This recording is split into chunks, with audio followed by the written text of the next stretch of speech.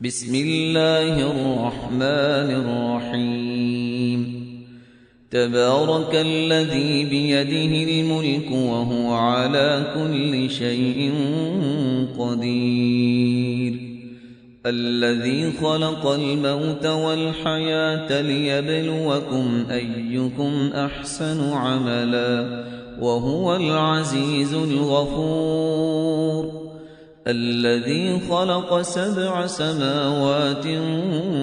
طباقا ما ترى في خلق الرحمن من تفاوت فارجع البصر هل ترى من فطور ثم ارجع البصر كرتين ينقلب إليك البصر خاسئا وهو حسير ولقد زينا السماء الدنيا بمصابيح وجعلناها رجوما للشياطين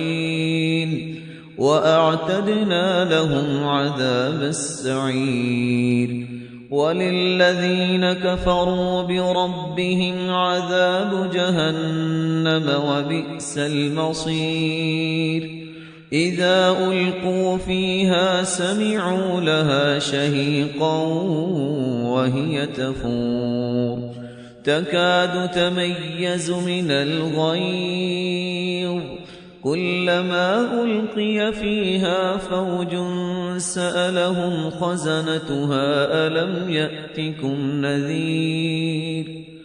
قالوا بلى قد جاءنا نذير فكذبنا وقلنا ما نزل الله من شيء إن أنتم إلا في ضلال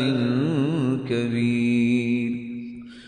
وقالوا لو كنا نسمع أو نعقل ما كنا في أصحاب السعير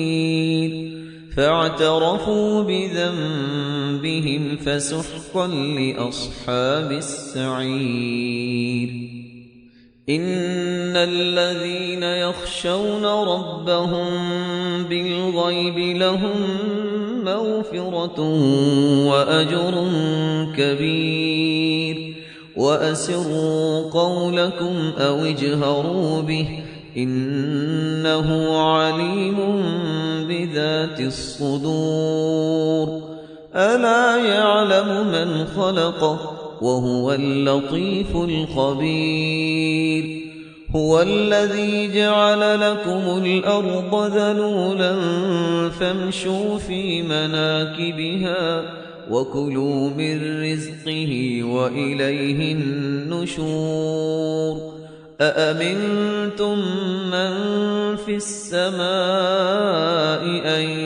يخسف بكم الأرض فإذا هي تمور أم أمنتم من في السماء أن يرسل عليكم حاصبا فستعلمون كيف نذير ولقد كذب الذين من قبلهم فكيف كان نكير أولم يروا إلى الطير فوقهم صافات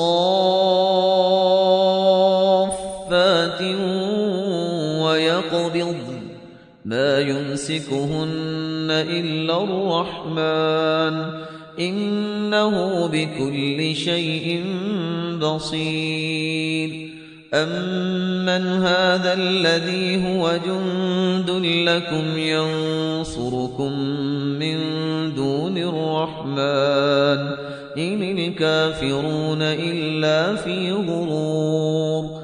أمن هذا الذي يرزقكم إن أمسك رزقه بل لجوا في عتو ونفور أفمن يمشي مكبا على وجهه أهدى أمن يمشي سويا على صراط مستقيم قل هو الذي أنشأكم وجعل لكم السمع والأبصار والأفئدة قليلا ما تشكرون قل هو الذي ذرأكم في الأرض وإليه تحشرون ويقولون متى هذا الوعد إن كنتم صادقين قل إنما العلم عند الله وإنما أنا نذير مبين فلما رأوه زلفة سيئت وجوه الذين كفروا وقيل هذا الذي كنتم به تدعون قل أرأيتم إن أهلكني الله ومن معي أو رحمنا فمن يجير الكافرين من عذاب أليم قل هو الرحمن آمنا به وعليه توكلنا فستعلمون من هو في ضلال